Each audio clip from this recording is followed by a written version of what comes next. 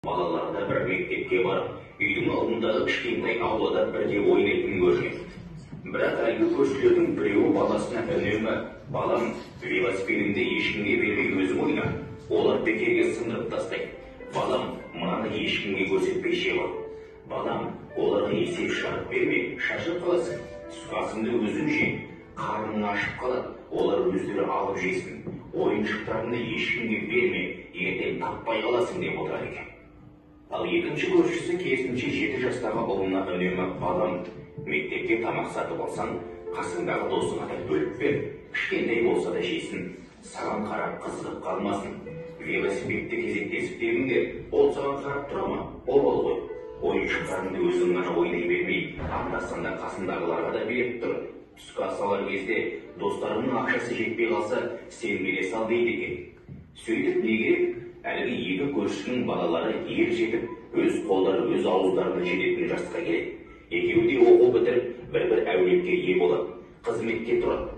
Балам, велосипедті кезектесіп тегіңдер деп үйреткен әкенің баласы айналасына сіңімді, туыс туғанына қайырымы мол, жұғымды жігіт болады.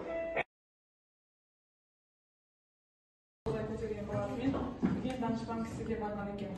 Осы мен жақында дүниеге бала алып келем, оны қалай тәрбиесін болады, қандай совет кеңес айтасыз деп айтқан екен. Сонда сіз 9-а кешіктіңіз деген екен. Демек, құрсаққа бала біткеннен бастап тәрбиелеу керек деген сөзіңіз бар. Және де мына Тауесік пен ана тербетіп отқан суретін салдым. Әлдейімізді айтып, сол кезден бастап баламызға тәрбие беруіміз керек. Бәрі өте келе балаға әсер етеді. Және де бала біздің айнамыз. Ата-ана өзін қалай ұстаса, бала да соны сен мұны істе, алай істе, былай істе деп айтқанымен, ол үйде көргенін сыртта жасайды. Сіздің айтқаныңызды былай жасағанмен, бірінші тәрбиені өзімізден бастауымыз керек.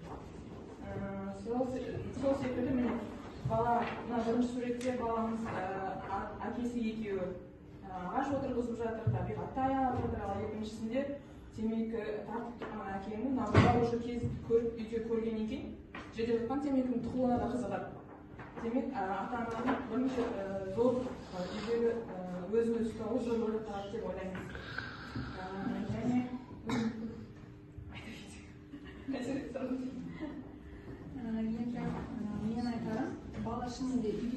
жасайды. Ушканда расында көрген жасайды, бекер айтпай қойып. Бала мысалы Букари секілді, ол оған не айтсаң, не ұқсаң, ол соны өзінің сіңіріп алады. Дереу ұғып алады. Оған бірдеңе мынаны жасама дегеннен бұрын сол көргенді дереу ұғып алады да ол. Бекерге бізге қызықты айтпайды, баланы 5 жасқа дейін қандай көр, 5 жастан кейін қандай көр деген осы сөзден шыққан сияқты. 16 жастан кейін уже досындай, сырласындай көріп, балаға өзіне ақылыңды айтып, жақсылығыңды айтып, соған қарай алып келеді деп ойлаймыз. Мына сіздер айтқандай жас бұтақ, иілгіш, жұмсақ, жел болсын, дауыл болсын, барлығына не кетеді ол, иіліп, сол кезде бұған қаншалықты мейірім беріп, қорғаштап бұны айналасаң, одан кейін ол үлкен ағашқа айналып, өзінің мықты несін жіберіп, тойындары барлық өмірдің сынақтарына түсіп береді деп ойлаймын.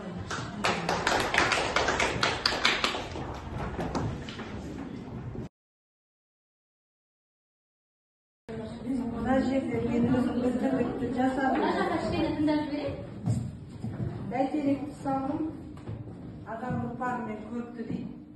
Біз өзімізді, отбасымызды мәуелі бәйтеректің астында сүретін қадес болса, ұрпағымызбен жаңағы еңбегіміз елесе ұрпағымызбен қазақта керемет мақалдарды ұрпағымен мың жасар деген сияқты. Мынау осы біздің өзіміздің әулетіміздің бәйтерегінде бізде тарайтын бала, немере, ата-ана деген сияқты. Сөйттім да мен осы дүниені сүйсерім деген тәсілге салдым. Онда бала анасының құрсағында жатқан жерде нәресте мынау тәсіл бойынша жоғарыға қарай шығып барады. Нәрестеден бала қалыпқа өтті, бала қалыптан жасөспірім болады, жасөспірімнен тұлға қалыптастырады.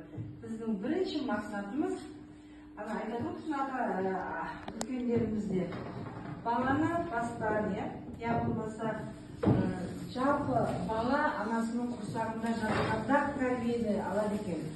Ал енді біздің басты мақсатымыз не? Тұлға дайындап шығару, кейін өзімізге жұмыс жасату үшін, өзіміздің жолымызды ағарай жалғау үшін, ол білімді болса, ол мейірімді болса, ол адами қасиеттің бәрін бойында ұстайтын болса дейміз.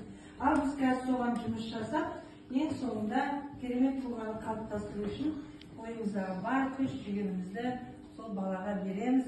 Егер бала осының бәрін өмірден өзінің көрген, білген, түйгендерін алып, өзінің өміріне қолданса, онда біз мәуелі бәйтерекке айналамыз деген ой болды менде. Тыңдағандарыңызға рахмет.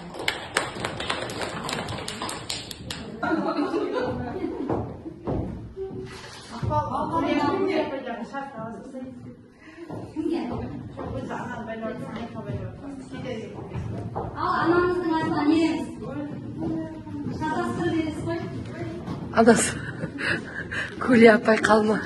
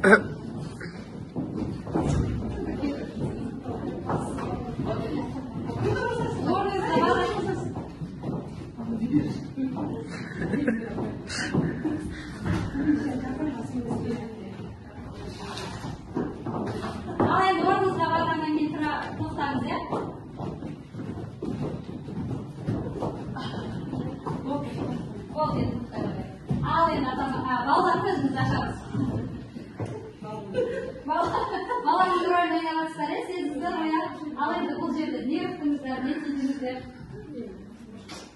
Анамыз қандай жол көрсетті, сол аңынан бізде анамыз қоғалады бізде.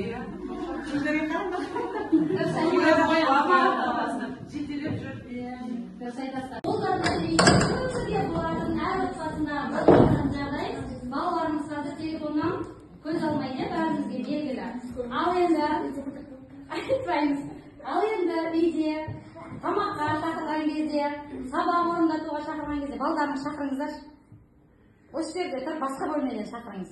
Мансур, кел тамақ ішеміз. Балам тамаққа. Алинур, бері кел тамаққа. Телефонды қой енді, болды. Естіген жоқ. Демалыс. Мансур. Алинур. Тамағын суып қалады. Жоқ, жоқ. Қалай кетіріңіз? Білмеймін, келтіріңіздер. Балаларыңыз ғой. Балам сүйікті тамағын жасап жатырмын, кесей. Али ағасы, кел ғой енді, болды. Балалар әлі естіген жоқ. Жарты сағат уақыт өтті арада. Арада жарты сағат уақыт өтті. Оқу мықты болған ғой. Енді арқалай.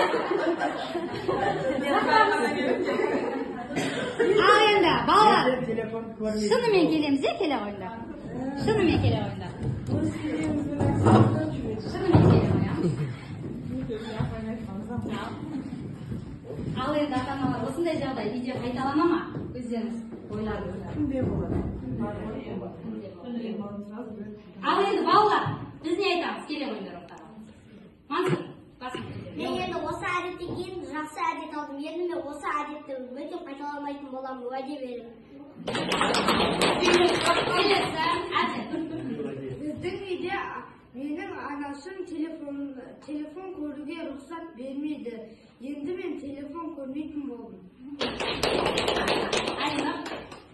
Ортаға келе қойыңдар. Мен енді телефон көрмеймін, өйткені телефон ұстасам білім азаяды. Сол үшін телефонды аз ойнау керек. Ал енді ата-аналар, біз бұны мектеп жаңа сыныптың ішінде бүгін сұрадым. Кім телефон көреді, кім аналарымыз шақырса келмейді. Сол кезде тура осы екі бала айтты, біз үйде шақырса келмейміз, көп көреміз деді. Ал әділет бірден айтты, мен үйде телефон көрмеймін, себебі маған анашым рұқсат бермейді деді. Сол жаңа сіз айтып жатқанда тұра тұрыңыз деп жатқанымыз сол еді. Отыра қойыңыздар, рахмет.